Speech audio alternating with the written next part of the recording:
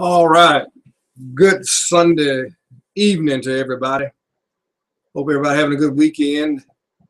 I'd this my YouTube stream is kind of new to me, so I got to give all of my Facebook users a chance to get acquainted with following me on YouTube. It's going to be kind of tough, I guess, since I'm off Facebook for a while, just to get my mind free from all of the hustle and bustle of Facebook. I'll be back on Facebook, I guess, a month or so, a couple months.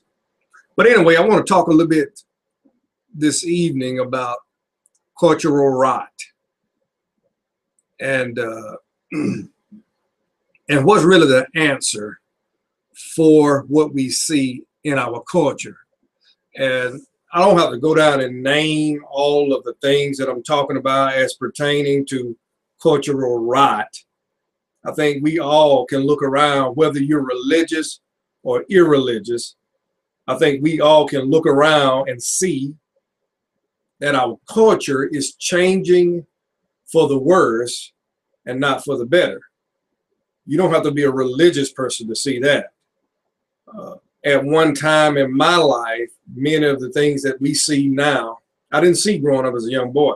I can even remember growing up in my neighborhood, how there wasn't, you didn't really have to worry a lot about shootings and, killings and stuff like that. At most, you have a fist fight and, those kinds of things. But now, even in a small town that I was raised in, we've had several murders. I never thought that I would, and I'm talking about young people, I never thought I would see that in my hometown. There are so many issues in schools. When I was growing up in school, we didn't have a problem with drugs, and we didn't have a problem with school shootings in my community. I'm not talking, other places may have had these problems, but not in the community where I grew up. So I've seen a definite change in my community. I've seen a definite change in the places that I used to hang out growing up as a young boy. The culture has changed. There is rot all around. And when I use the term rot, I just simply mean by that the once firm and good foundation that I used to see as a child is gradually breaking away. It's rotting and it's breaking away. And there has to be an answer for that. You can just look around our country outside of your community where you were raised, and you can see that very same thing. I'm sure you probably see the same things in the communities where you live. We can look into our country and see division. We can see racism, whether it's true racism or whether someone has been accused of being a racist. It doesn't really matter. There is division in our country when it comes to the subject of racism. We can see places like Chicago who are plagued with violence all of the time. And there seems to be a change in the direction of where our culture is headed. And it reminds me of 1 John chapter 5, verse number 19, where John says, "We know that we are of God, and the whole world lies under the sway of the wicked one." Under the sway of the wicked one. And I can look around in society and see characteristics of things in the scriptures where people were following and taking out the commands of Satan. Murder, theft, violence in any form. And all of these things are areas that I think are plaguing our society. Not to mention the division of family, divorce, separation, broken homes, children being raised in families that they are being abused, and so much more that we could talk about. But the culture seems to be rotting to me, and there has to be an answer. But before we look at the answer, this is not a new struggle. This has been something that's been going on for a long time, and it's not something that just came about during our day and time. The culture has always been in the midst of a battle, a fight, so to speak. And there has always been three individuals, or three groups, if you want to categorize it as. There has always been three significant players in this battle. One of them being God, one of them being Satan, and one of them being mankind. And we see that very thing in Genesis chapter 3. In Genesis chapter 3, we have Adam and Eve in the Garden of Eden. God had already created them. God had already given them responsibilities. And we see another individual who came on scene. In Genesis chapter 3, beginning with verse number 1, the Bible says, "Now the serpent was more cunning than any beast of the field, which the Lord God had made. And he said to the woman, Has God said, Indeed, you shall not eat of every tree of the garden? And the woman said to the serpent, We may eat of the fruit of the trees of the garden, but of the fruit of the tree which is in the midst of the garden, God has said, You shall not eat of it, neither shall you touch it, lest you die. And the serpent said to the woman, You will not surely die." And we know the rest of the story. The serpent convinced the woman that she would not die. So she took of the fruit of the tree. She ate it. She gave it to her husband. He ate it. And as soon as they ate the fruit of that tree, they became naked. They knew that they were already naked, but for the first time, they were able to see that they were naked, and they were embarrassed by it. There was a battle going on here. It was a battle of the mind. Okay, it was a battle of the human mind. And the battle is whether or not they were going to obey God or whether or not they were going to obey Satan. That's the battle today we see within our culture. People who are deciding within themselves, are they going to do right or are they going to do wrong? Are they going to obey God or are they going to obey Satan? Remember, it doesn't matter whether you're religious or not. Okay? There's still a such thing, there's still something as good, bad, right, and wrong. Although it's difficult to say that you believe in a right and wrong without believing in God, because anything that does not transcend mankind, anything does not originate outside the realm of mankind is really subjective, meaning we came up with it, and what you say is right or wrong is just as good as what I say right or wrong. Okay, so having my faith rooted in God and in His Word is very important for me to come to a conclusion as to what's right and what's wrong. It's not something I have to come up with or something I have to listen to someone else about. It's something that God directs me on. Okay, so this battle that we have right now that's going on in our society is a battle between the pathway of goodness and the pathway of evil. And there are many in our society, for whatever reason, who are choosing the pathway of evil. And a lot of times, if we're not careful, we would tend to blame it on Satan. We would say it's Satan's fault. But Satan himself does not control our actions. Satan himself does not come into our minds and cause us to be in a certain way. It's something that we choose to be. We have free will. Just like God can't make you behave a certain way, Satan can't make you behave a certain way. In Ephesians chapter 2, Paul was talking to the church at Ephesus and reminding them about their former life and where they had come from.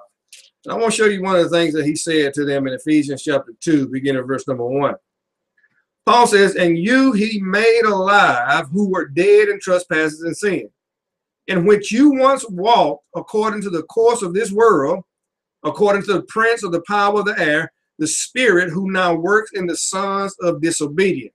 So in this verse here, he was reminding them about their former life.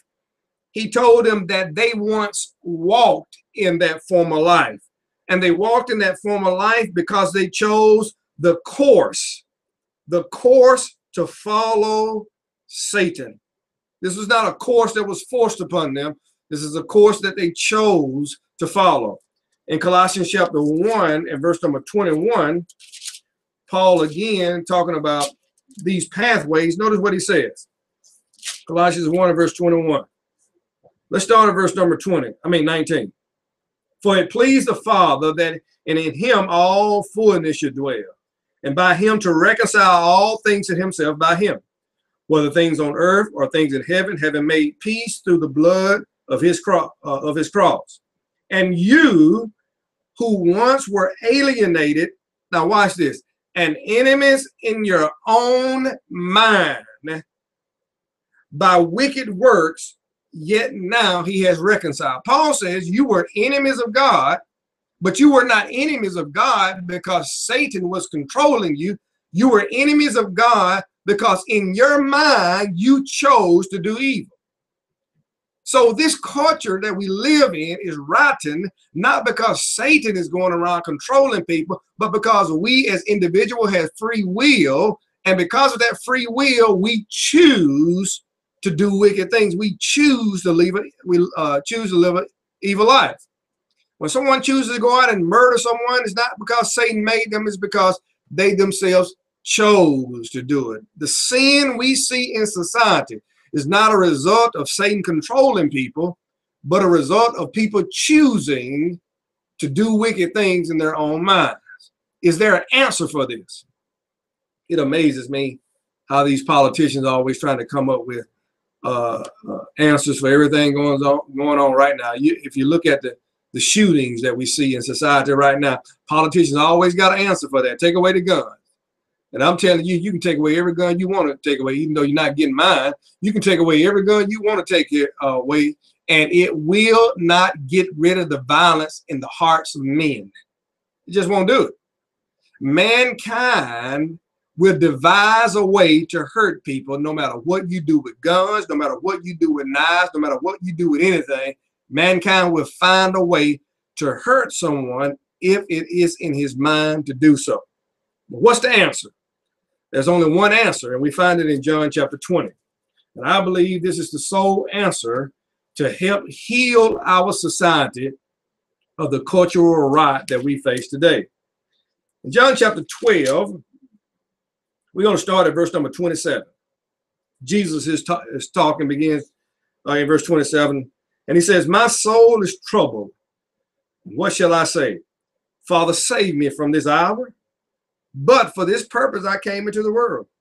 Father, glorify your name." Then a voice came from heaven and said to him, "I have both glorified it and will glorify it again." Therefore, the people who stood by and heard it said that it had thundered. Others said, "An angel has spoken to him."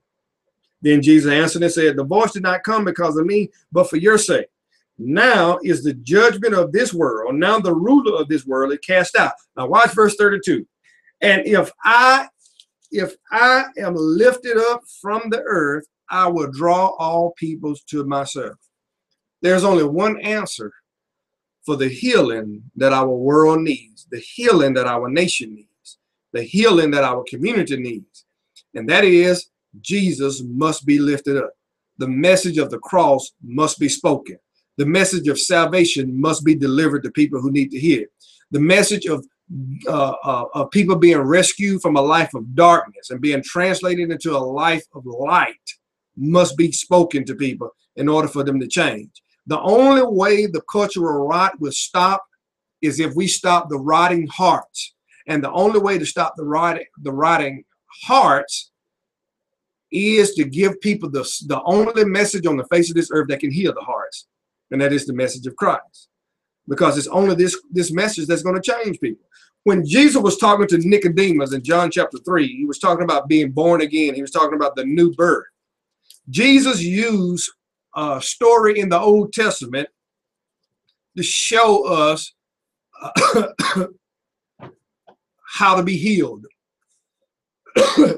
And when Jesus was talking to Nicodemus, after talking about the new birth, in John chapter 3 and verse 14, Jesus says, "As Moses lifted up the serpent in the wilderness, even so must the Son of Man be lifted up." Now, you know what he's referring to? He's referring to Numbers chapter 21, where the children of Israel had disobeyed God. They complained, and they did so many different things, and God finally got tired of it, and he sent serpents into the camp to bite the people. Some of them died. While they were dying, God told Moses, after Moses pleaded with God, God told Moses, "Okay, I want you to make a serpent, a gold serpent. I want you to put it on a pole. And anyone who is bitten, when they come and look at the serpent on the pole, they will be healed Everybody who looked at the pole was healed of their snake bite. The ones who didn't died. When Jesus was talking to Nicodemus in John chapter 3, verse 14, when he says, as Moses lifted up the serpent in the wilderness, so must the Son of Man be lifted up. What he was saying, in a sense, was this right here. Just like the serpent brought healing to the people who looked at it, I will bring healing to the people who come to me. If this nation that we live in and this culture that we see that is rotting before our very eyes is going to be healed, it's going to be by the people of God who present the message of Jesus to them. It's going to be by God's followers who hold up Christ to this world. And when people come to Christ, they receive the necessary healing that they must have. The healing of the heart. Because the heart is the problem, not the action.